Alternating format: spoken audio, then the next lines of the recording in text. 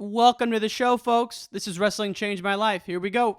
Yeah, wrestling has changed my life in so many different ways. It taught me self accountability. It taught me about ownership and how to directly relate my actions to a given outcome. It taught me how to do an honest self assessment and evaluation and make changes.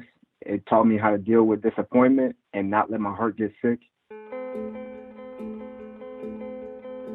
We can endure anything and adapt and pivot and change. Wrestling gave us that ability. I would say nothing in life has impacted me more than the things wrestling has taught me in terms of self-reflection, resilience. Toughness. Some guys have it, some guys don't. Adversity, 100%. How to pick myself up and be a man after I failed. And everything that has shaped my life and where I'm at today would not be there without the values and basically the lessons I've learned through the sport of wrestling. For me, wrestling saved my life because it allowed me to focus and channel my energy. We're fortunate if you wrestled, because if you wrestled, natural talent helps, but it's 5% of the ingredient. It pales in comparison to heart and technique and effort. It humbled me, taught me humility. Nothing can humble you more than wrestling. I think it's the learning to adapt, right? You learn how to adapt, you learn how to solve problems. If I look back at my time I spent wrestling, if it gave me one thing more than anything else, it's mental toughness. Welcome to another episode of Wrestling Changed My Life. This is your host, Ryan Warner. My guest today is BJ Futrell, assistant coach at Navy and two-time All-American for the Fighting Illini. This guy was one of the best to come out of Illinois in the 2000s era. He was a two-time state champ and went an unbelievable 85 matches in high school without being scored on. Just a stud among studs. Had a great time talking with BJ, and I hope you do as well. Fan of the Week goes to Rodney Williams, who's a big fan of ours on Facebook. Thank you for tuning in, Rodney. We appreciate it. Last but not least, if you haven't done so already, please subscribe to the podcast. That way you get automatic notifications anytime we have a new episode. So if you could subscribe to the podcast so you don't miss a beat. And that's it, folks. Let's give it up for BJ Futrell. Peace! All right, we're here with BJ Futrell. How you doing this morning, my friend? Good morning. Good morning. I'm doing great, Ryan. How are you? Outstanding. So, man, I know you I feel like since forever. I don't know you, but I know the name Bernard Futrell for a long time from the IKWF days and then Illinois high school days. But now you're out at Navy. How did this all come about? Because I know you retired recently and you were at the Penn RTC, and you kind of just talk us through how we got to this point of coaching at Navy. Yeah, it's kind of like a situation to where you interview for your next job every day. And I would just say it kind of just started with faithfulness and kind of just growing where I was planted. So in 2018, I was wrestling in Ukraine against Kingishvili, and I tore my Liz Frank ligament. I was in position to win the match against the Olympic champ, and took a level change, took a hard shot, and I just felt like I broke my foot. And so I had to get back to the States, kind of in a wheelchair on crutches, go through customs and all of that, which was a straight debacle. But it opened up the opportunity for me to be able to coach and encourage some younger athletes at Malvern Prep, which is a high school in the Philadelphia area. And I was coaching their freestyle club and just kind of trying to be as encouraging and as faithful to that opportunity as I could, seeing it as an opportunity to be able to just encourage and grow the sport and give back to the sport that's given me so much. And just, I guess a lot of the parents started to take notice. Kids were being excited to come to practice. Kids were developing. Kids were winning freestyle matches, and it just kind of, the buzz just started to grow from there. Quite a few kids won freestyle and Greco titles that year. And so then from there, parents started asking me about private lessons. One of the kids that I ended up doing private lesson with, he was committed to the Naval Academy. And so I kind of start to develop a relationship with Joel Scherer, who's the head coach now. And then at the U.S. Open this past year, when I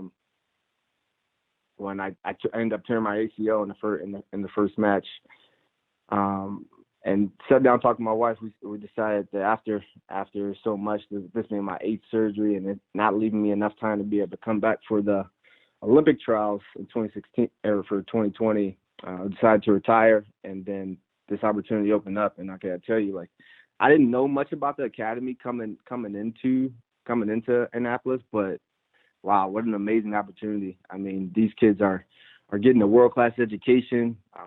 They're able to just, I don't think it's any institution that develops leaders and leadership better than the Naval Academy, because it's literally a part of the curriculum.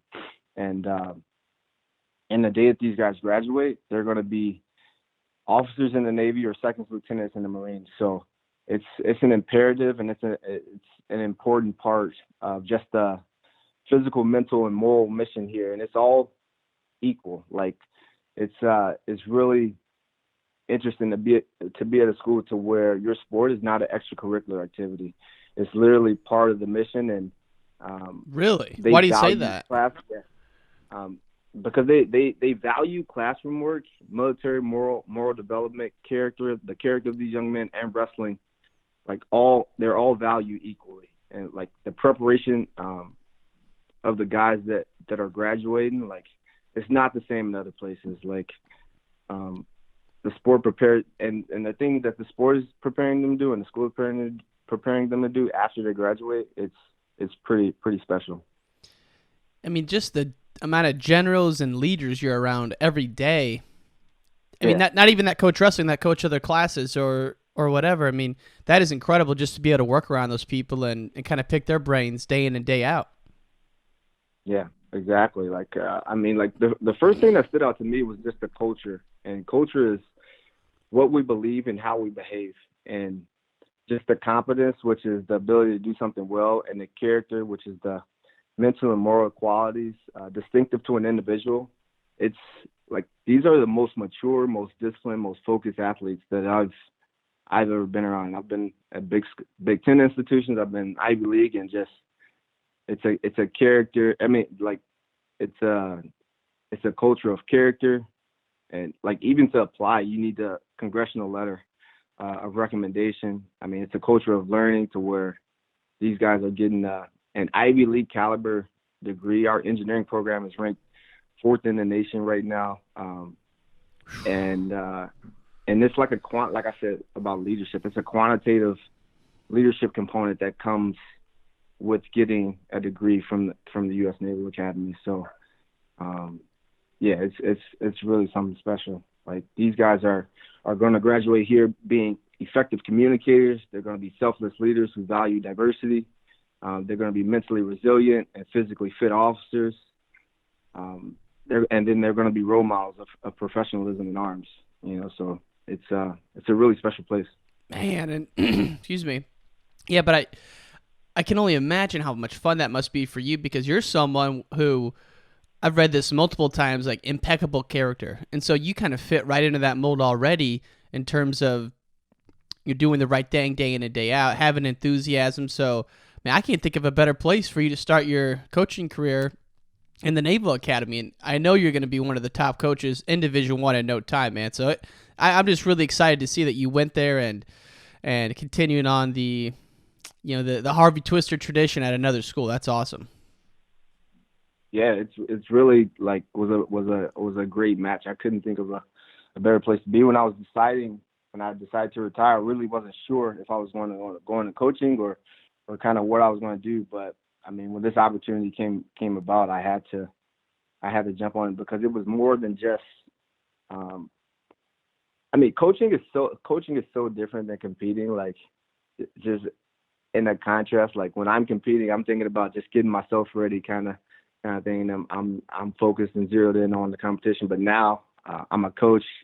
I got a roster of 44 guys that I'm trying to serve, engage, equip, and inspire. And now when it's time for competition, it's a dual meet, I feel a responsibility to these guys. So I'm trying to get 10 guys ready instead of just trying to get myself ready. And I'm trying to, I feel like all the emotions, like, I feel the highs, I feel the lows. I feel like I'm out there I'm out there competing. So I remember hearing Sean Burnett saying that coaching was way harder than wrestling, and and I know exactly what he means now. So it's been fun though. It's been great. Man, Sean Burnett, you mentioned that name.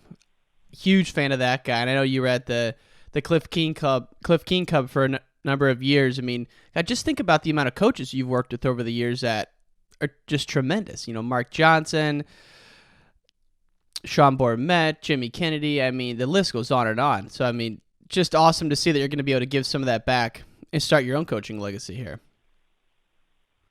Yeah, I've really been blessed to be around some great coaches, and now it's still kind of weird, like being called coach. Like so guys, I'll walk in the locker room and guys will say coach, and I take a look over my shoulder, like is somebody behind me? So it's still an adjustment to being called coach.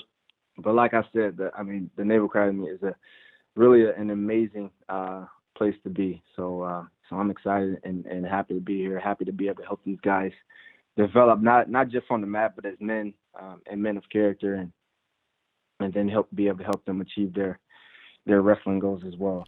So. And we're talking about coaches, but man, you were around one of the greatest kids coaches of all time, Coach Quint, Harvey Twisters. Man, how'd you get involved with that program, and talk about that a little bit? Because I think the word's starting to get out there now, just how good and how special the Harvey Twisters are. But man, shed some light on that for us, because we're all very interested in what that program's like. Yeah, Coach Quinn is the greatest. He's the GOAT. I started wrestling because my dad got me in it, just as something to do that we could do together. I'm the youngest of 4. I got 3 older sisters, so by the time my mom and dad had me, I think my dad was jumping for joy. Actually, this is a story. I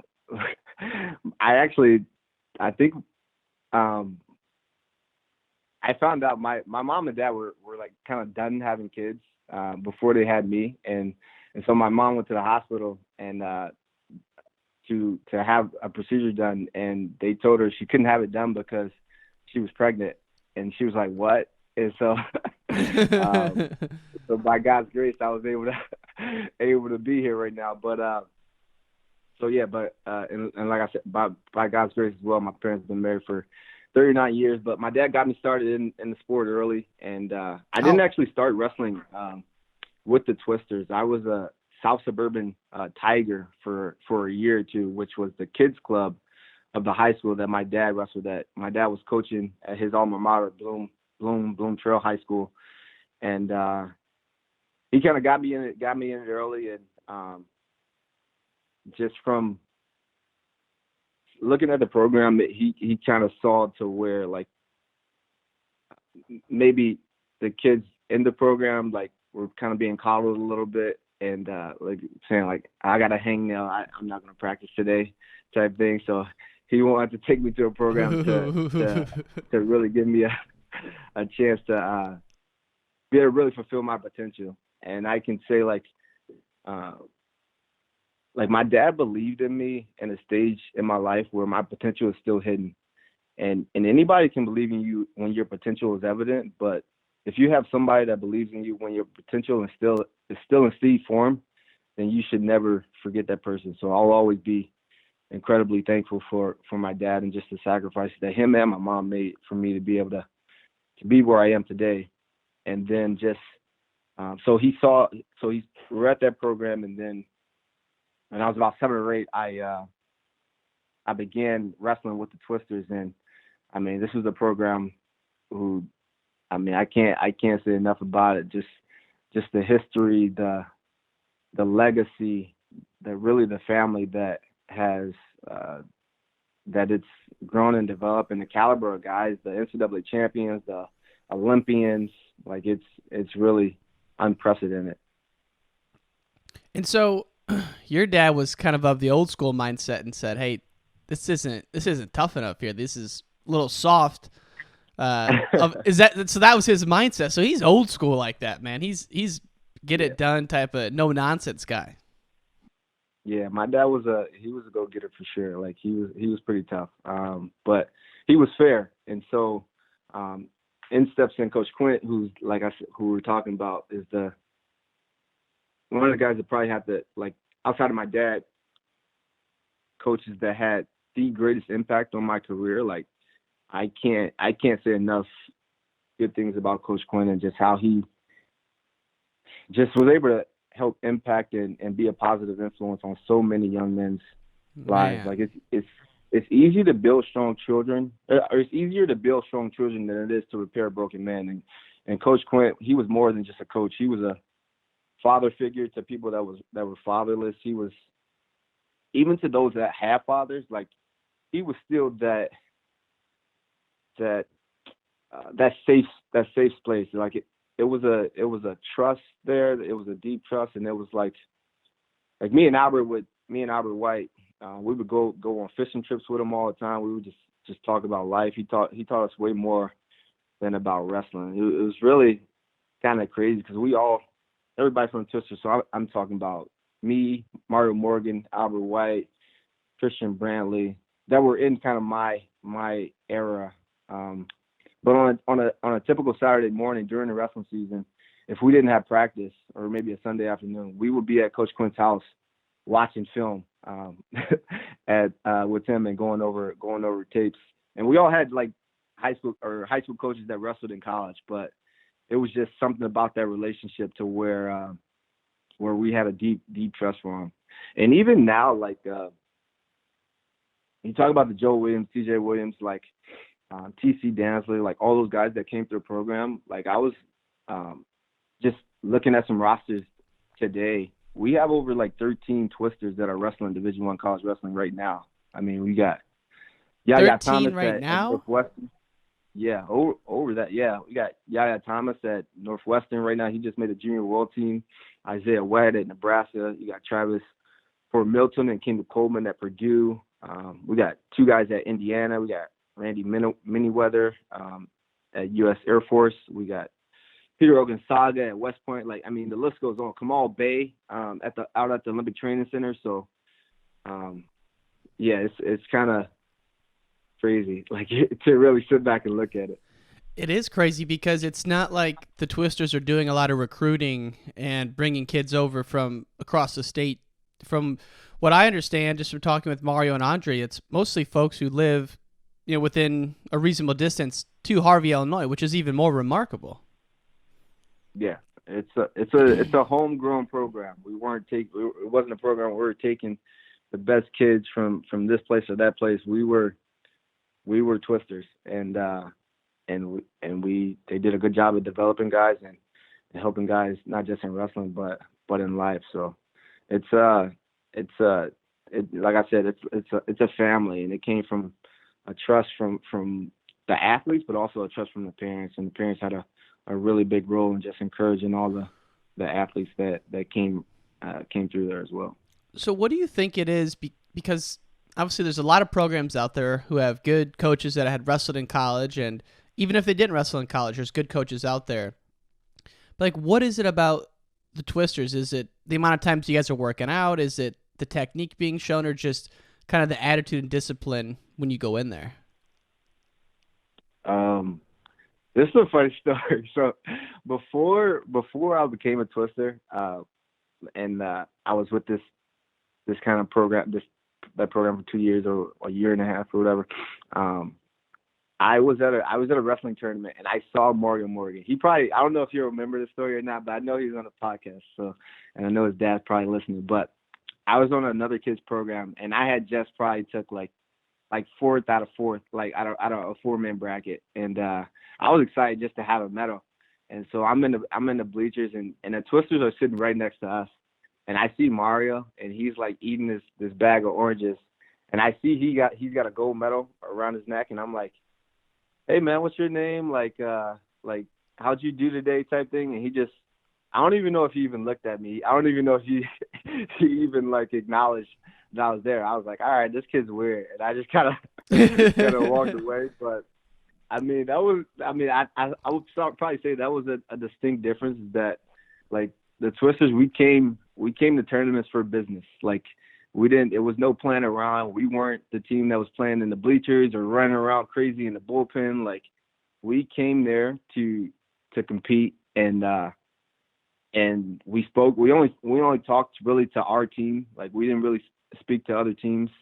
And like, we were like, your friends are on your team. You don't need to talk to anybody else. We're not here to make friends. We're here to wrestle, type thing. So it was that type of focus, that type of discipline that we not only took to tournaments, but that we had in the practice room every day. So, do you remember that time when it was popular to wear other teams' singlets or to trade singlets? I never once saw a Twister wearing another singlet or trading up the red and white for like a Vidum Cat singlet. That was unheard of. I don't even know what you're talking about right now. That's foreign language to me. I literally have no recollection of any of that. Yeah.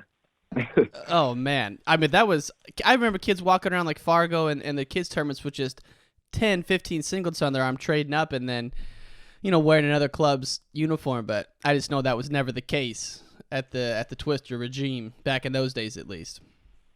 Yeah, absolutely not. That wouldn't be the case. I mean, talk about history. Like, just look on the back of one of those shirts and you'll see some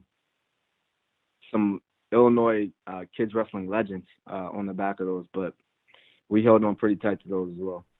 Dude, I was trying to put together a list of the top 5 most successful guys to ever come out of Illinois high school, and I'm hard-pressed not to put the top 3 as Harvey Twisters. I mean, you got Joe Williams, T.J. Williams, Tony Davis. Then you could throw in T.C. Dantzler. It's like, that is all from the same club. It's like, what in the world? Yeah, it's crazy. Crazy.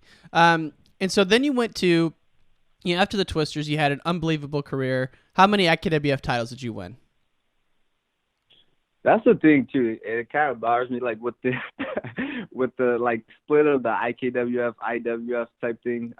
I won 2 IKWF state titles, and then I won 3 IWF, or maybe it was the reverse. But I won 5 kids folk style state titles to sum it up. So I think one of the record books only counts partial the IKWF. of them. Yeah. So yeah, I won 5. And yeah, I forgot they did that split. And then so when you went to high school, you went to Mount Carmel, another super storied program in Chicago. And at the end there, you went on this crazy streak of like 85 matches of not even being scored on. Take us into your mindset, like your junior or senior year, when you were going to practice every day and you were really in the zone. Like, what were you thinking going into practice, and kind of what was your mindset like throughout your day during that really focused time for you?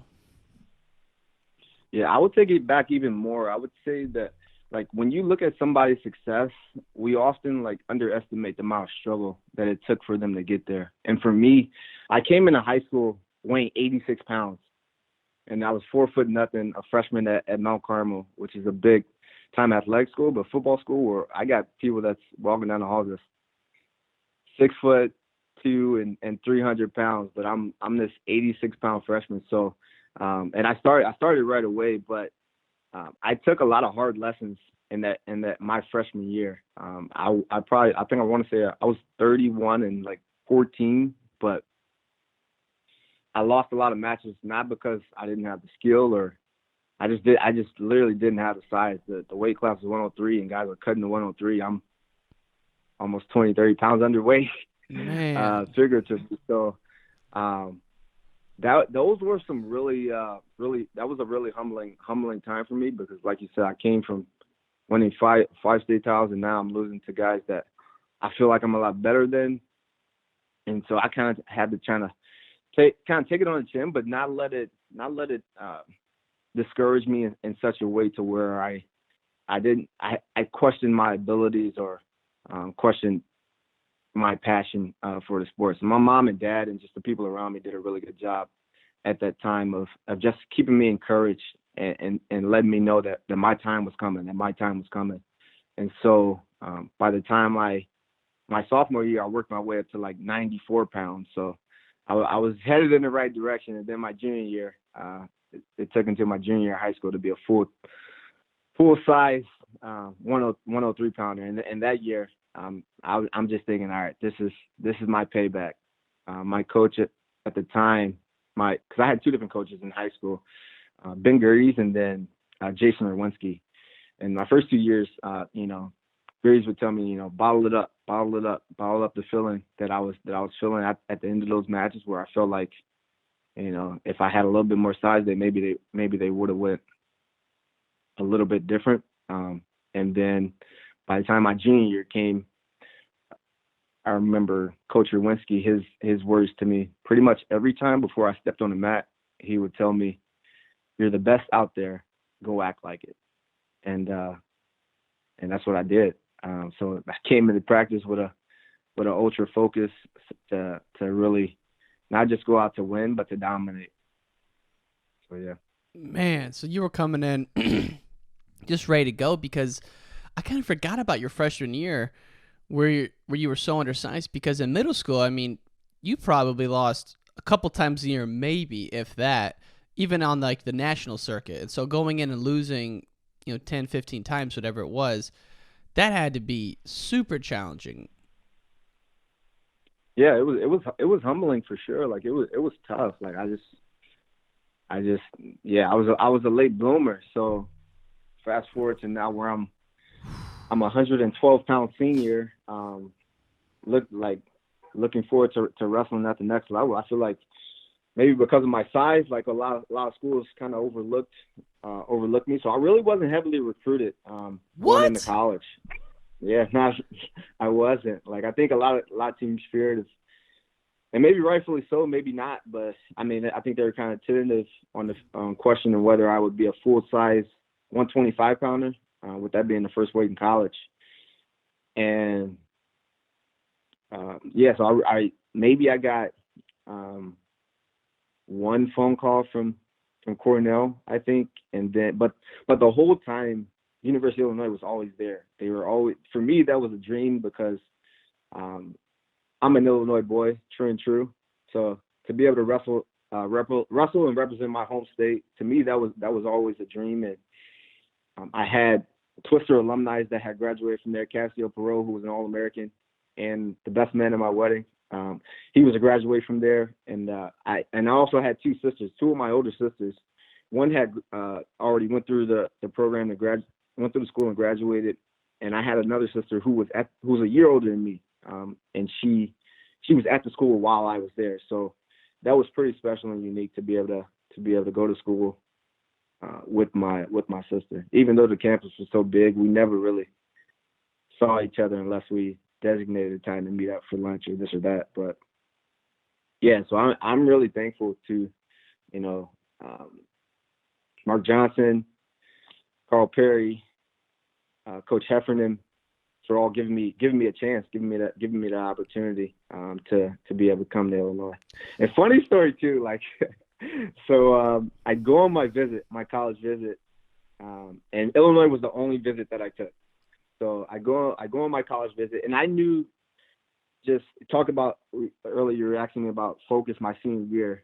My whole focus was to go through state tournament and dominate, and just I didn't want really anything to kind of distract me from that. So I practiced. I read a book called about plan neglect and neglecting anything that's not related to your goals. So I was really hyper focused on going in and winning another title in a dominant fashion. And I went on my recruiting visit to Illinois. Had a great time. I thought it was great, and I wanted to sign early for whatever college decision I was going to make. Went on my visit, and everything was great except the offer. Like, we really didn't like the offer that we got at the time, and so we kind of took it. We were grateful for the opportunity, definitely. But me and my parents, we went back home and we're kind of talking about it and kind of weighing our options, maybe saying that, okay, like, I wanted to sign early, but maybe we'll hold off on the year. But I want to say maybe a week later, Mark Johnson showed up at our house and just in a really gregarious way, like only he could. Like, if you know Mark Johnson, he's got a really big character. And he came in, he sat down and just gave us a big grin, like kind of like a smile, and just said the offer went up. And, from that point, I was in the line. So. And Mark Johnson is a guy who comes in your living room. It must be just like a special moment because he's not like a persuasive guy. It's just like an ultimate people person. He knows how to talk to people and makes you feel good whenever you're around him.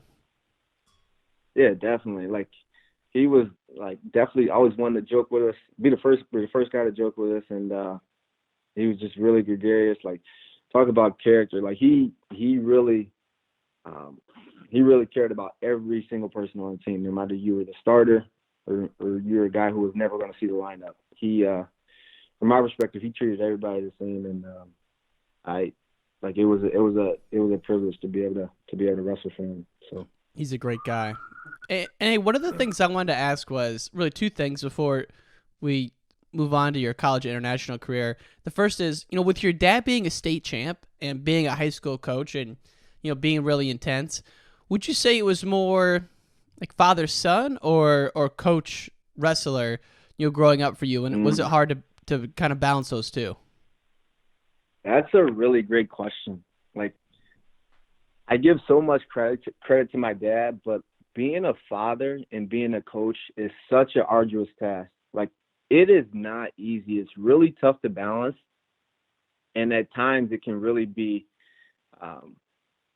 it can be tough because at sometimes it's times when he has to be a coach, but at the time I just want him to be my dad, like I don't want to talk about wrestling. I don't want to it's like almost like you kind of rather, and it's like a more safer zone if you hear it from somebody else. And kind of that's where Coach Crink stepped in a lot because he was kind of like that voice of reason or that voice, that like kind of mediator between my dad and I. If things got a little heated, I was able to hear things from him that it came off a lot softer than hearing it from my dad. And so yeah, it's tough. If I was to give any parent out there any words of wisdom, I would say find a good coach and then just be a parent. And if your kid comes to you for questions or things like that, always be there to support them, encourage them, and do that. But more than anything, I think every athlete needs to know that his parents loves them, that they care for him, that they love, that the parent love for the athlete is there no matter the performance. So you never want to have a relationship where you feel like it's a performance-based relationship where you love me because of this or because of that. So even as a coach, you wouldn't want that relationship. You'd want support no matter what. Yeah, exactly. So yeah, it's not an easy task. So I applaud everybody who tries to do a good job of balancing that. Was he in the rooms back in the day, or did like the Harvey Twister rooms, or did he kind of do his own thing outside of that and coach you then? No, my dad actually, he was a Harvey Twister coach, so he was in the room every day. Sometimes he would even come to some of the high school practices. And by profession, my dad was a pastor. I mean, and still is. He's been a pastor for over 20 years. So he couldn't come to tournaments with me on Sunday. So it was like so when I was young, it would just be me. Like I said, I started wrestling he started me wrestling just so we could have something to do together, because I had 3 older sisters and he couldn't nurture them the same way as me. But me and him would go to tournaments on Saturday, just me and him, like apart from the Twisters, just father-son thing, just bonding time. And then he would then send me on Sunday too with the Harvey Twisters. So I'm like 9 years old wrestling basically 2 seasons worth of matches, and then wrestling all summer too. So I was wrestling like 11 months out of the year, getting a lot of mat time, a lot of matches. And I would say wrestling during the summer, I probably had some of my biggest jumps, biggest growths wrestling during the summer. Because I remember the first year I came to the Twisters, like I said, I was okay. I was early on, but I was in there battling with guys, and I didn't qualify for state the first year I came to Twisters. I was 8 years old. I lost to a teammate in the regionals, and then he ended up losing to Nathan Fitzenreiter. Oh yeah. At the state tournament. Yeah. And so, but I had, my dad had me wrestling all summer. I was developing, I was jumping levels, I was getting better. And the next year, I was beating that kid pretty handily, who was beating me the year before. And then came state time, I think Nathan had it in his head that he was gonna win a title, but because he had already beat the Twister guy, he thought, and then I came up out of the ranks out of nowhere and beat Nathan in the state finals for my first IWF state title. So man, and didn't he become a Twister at the end there? Yeah, Nathan did. So we were teammates for a couple years there. Yeah. That's what I thought. And man, I hope the listeners can understand. If you're not from Illinois, I know we've talked a lot about the younger days here, but it's just hard to describe the mystique around this program. It really is, man. You go into a tournament and they're in the all red jumpsuits and they don't talk to nobody. They got the hoods up. It is intimidating. And man, now that I'm a little bit older and these guys are just normal people, we were always so intimidated by the Twisters that I had to spend a good amount of time on that, man. And when I look at the rest of your career, what an unbelievable career. One of the best to ever come out of Illinois. There are so many spots I wanted to pick to talk about, but I figured the one we could chat about before I let you go here is at the university games where you got second and wrestled the finals with a completely blown knee and didn't even go to the doctor until you got back to the States, man. That is a crazy story. So maybe just kind of talk us through that, 2014 university games. Where were they and what weight were you at and what was the scene? Yeah, that was an interesting year. So this is my first year, out of college, on the senior level. So I was having a really good kickoff to my international career. Unfortunately, my senior year of college, I got cut short. I was a senior. I was ranked number 3 in the country. Ended up having a spinal injury that ended up inhibiting me from being able to compete in the postseason. So that was a really hard blow to be able to overcome, because your senior year, it's something that everybody looks forward to. I was already a 2-time All-American, and I was excited to be able to really make a run at a national title, but whatever, it didn't happen. It didn't happen for me in that way. So how late into the year did that happen? That neck injury? It's tough to really pinpoint. When exactly that happened, but I know I wrestled in the middle and I got in a big scramble, wrestling the guy from Oregon State, and I kind of felt like a little pinch in my neck, and then we wrestled. This is a crazy story. So we wrestled a dual meet against Purdue. I want to say it was January 11th, and then the next Saturday, the next day, we had a lifting workout.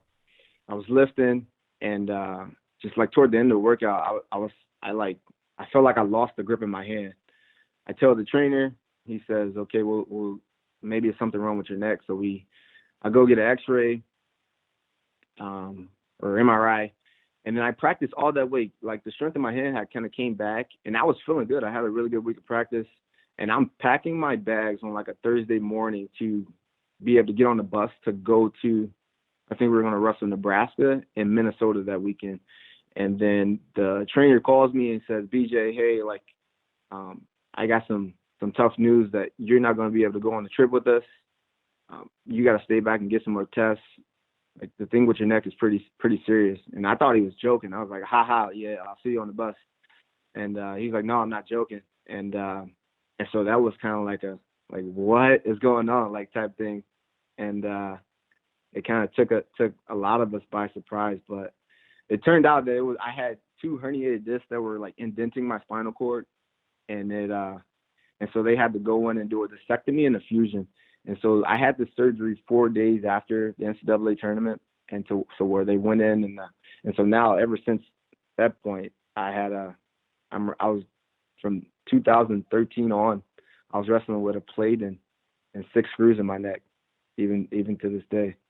And even before, the year before that, I really struggled with just injuries and surgeries. I had 8 surgeries in a 9-year period throughout my senior year. But so that was 4 days after the NCAA tournament. the year before that, my junior year, I had a heart procedure done 3 days after the NCAA tournament, to where I had this heart condition that was causing my heart like to rapidly beat unexpected. Like you never could time it. I never would know if it would be a good day or a bad day. Like what? It kind of just kind of happens sporadically, yeah.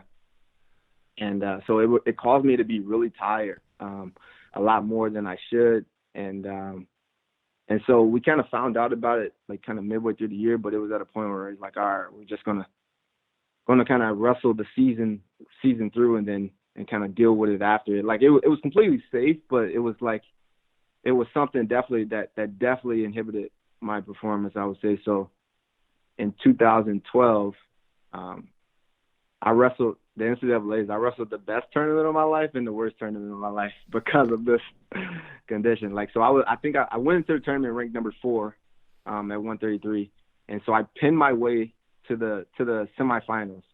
I had 3 straight pins, and then I wrestled Jordan Oliver in the semis, and he just beat me. He was the better guy that day. And then the next day, like my heart started to kind of flare up again. And I didn't tell anybody about it just because I kind of wasn't trying to think about it. And I get up like 8-0 against Chris Dardanes in Minnesota and another Illinois boy. And then end up getting but my heart was like beating out of my chest. And I end up getting up by like 8-0. And then I end up getting like defensively pinned. And then I wrestle Devin Carter, who I also had beat multiple times that year, and get the first takedown, but then end up getting like kind of almost defensively pinned again. So man, I had 3 pins. Yeah, but my heart was going crazy. So that was like crazy humbling, crazy just kind of story and experience. But man, it's funny you say that because I looked at the brackets just real quick. I looked at the brackets and I go, BJ Futrell is not someone who does the semi slide, so I knew something had to be going on to lose those matches. Because man, what kind of high were you on after you pinned Joe Colon in the quarters? I watched that match; that was unbelievable. Yeah, it was electric. I was excited. I had some disappointing, like because of that heart condition, I had some disappointing performances in the year. I remember I lost to Nick Soto of Tennessee Chattanooga, and earlier in the year. And then fast forward, I was going to wrestle in the first round of the NCAA tournament, and I think it was a lot of buzz around that match.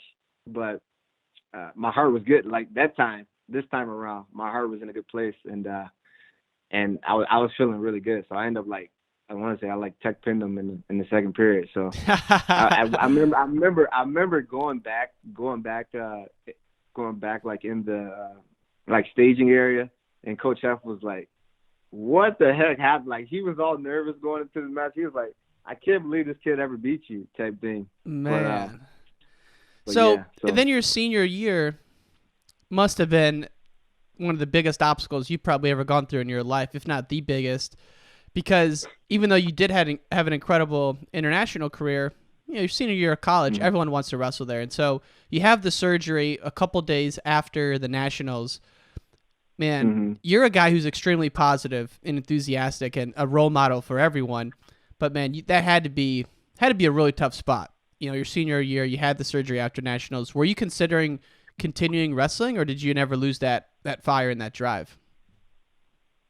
I still always felt like I always had my best match ahead of me. I still felt like I didn't quite reach my potential. I felt like definitely not winning the national title had lit a fire into me to want to continue wrestling. At the time, I didn't even know that was an option. I didn't know you can make a career and live a life out of, like, from wrestling. But I would say that definitely sparked the fire. And I was a freestyle wrestler. Like I think I was tailor made for a freestyle because I could score in bunches. I was very explosive, and I kind of took that into my senior year or my like senior wrestling career. and to where like I was really excited about freestyle. And so to get back to your original question, sorry, No, you're good, man. You're good. So my first international tournament, I wrestle at the NYC, and this is like 11 months after my neck surgery, or somewhere around there, a few months after my neck surgery, where some doctors told me I would never wrestle again. I ended up taking second at the NYC, my first international tournament. So that was a huge, like, that was an exciting moment, huge relief. But I was like, wow, it's like I'm back, like, but I still have a lot more. So took third at the Schultz that year, beat Coleman Scott. I took third at the U.S. Open, and then I wrestled at the University Worlds and the World Team Trials, and I win it. So now I make this university team that was in Pech, Hungary at the time. And so in the semifinals, I was wrestling the Russian, and I just level changed and double and shoot a double, and just nothing unnormal that I haven't done 1,000 times before. And I just felt like an explosion, like in my knee. And at the time, I didn't know, but I had tore my ACL, my MCL, and my meniscus, all in one. and so I'm like, man, this is like I can't move, but I got to figure out how to wrestle here. I got to finish this. I didn't come all the way over here to kind of bow out of these of this world championship. I trained my entire life for this. So and that was like kind of like towards the end of the first period. I ended up getting in a big scramble with them in the second period, catching them in a cradle and pinning them. And Let's go, baby. Now I got to wrestle in the finals. Yeah, now I got to wrestle in the finals against the Mongolian with essentially one leg. How bad are you hobbling around at this point? Are you in trouble? I'm in trouble. I'm in trouble. Like, I had a bad tape job from some trainer that was there, and so now I'm out here trying to win a world title, and the score is completely wrong the entire match. Like they didn't score right, and then it comes down to me getting so I'm really should be ahead, but on the scoreboard I'm behind. I get a takedown to give me the go ahead and win the match, but they challenge it, review it, and only give me a step out. And so I'm like, so now I lose I lose a world title, like on a kind of a real tough call, tough hometown call. But, so now I go back to the States, and the day that I flew back, it was the day before one of my best friends, Eric Terrazas' wedding. So I flew back just in time for the wedding, flew right into where the wedding was. And I got torn. I'm pretty certain I have a torn ACL, and I was one of the groomsmen, so I'm kind of hobbling down the aisle to support my friend as he's getting married. But have surgery and go through 6 months of just intense rehab, physical therapy. And I was working with Mike Barwas. And if you don't know who Mike Barwas is, just Google his name. Like, he's a phenom in just like neuroscience, sports science. Like, he's helped over 60 people that have had spinal cord injuries that doctors said would never walk again to be able to walk again. So he's just a phenomenal, like, guy just all around. But is he a wrestler? I was working with him, or just an awesome doctor? I think he wrestled at some point. I know he did some MMA stuff. He was a strength and conditioning coach for football at West Virginia, at Michigan, like when they were in their heyday. And he's worked with a lot of wrestlers, though. He's worked with a bunch of wrestlers. Like, Kerry Colat. Oh, wow. Okay.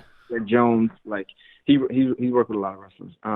But so I go through 6 months of rehab, and then it's still not feeling quite right. And so I go back into the doctor, and he tells me, like, my MCL, like, so 95, so I tore my ACL, my MCL, and meniscus. 95% of the time, it heals on the MCL heals on its own, so they didn't repair it.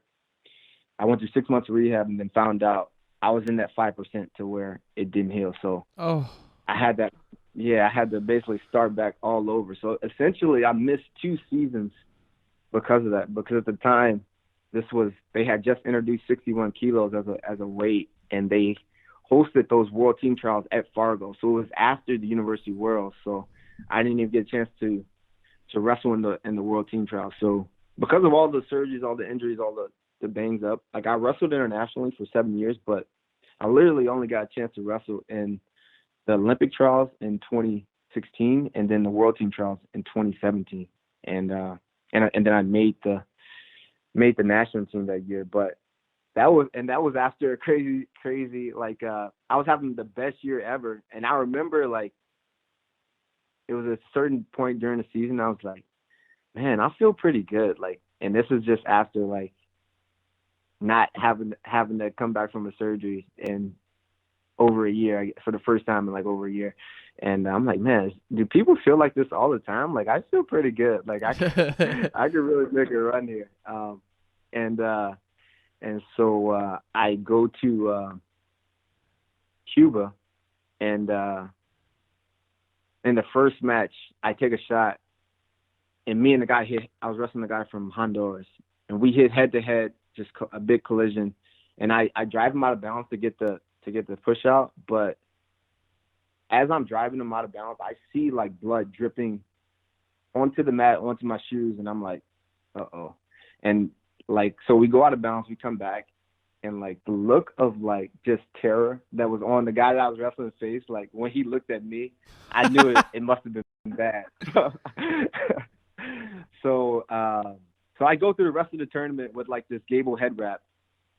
And the way he wrapped it, like I can barely see. So I can't, one eye is basically closed because it's so close to my eyebrow. And I ended up making it to the finals, winning, and then in position to win the match, and then get ducked to my blind side with like 7 seconds left. I was like, that was heartbreaking. So, but I had a really late onset concussion from that. And so I didn't train at all for 10 weeks straight leading up into the 2017 World Team Trials. So I waited till after the U.S. Open, as long as I could wait. And then I had about 20 some odd days to be able to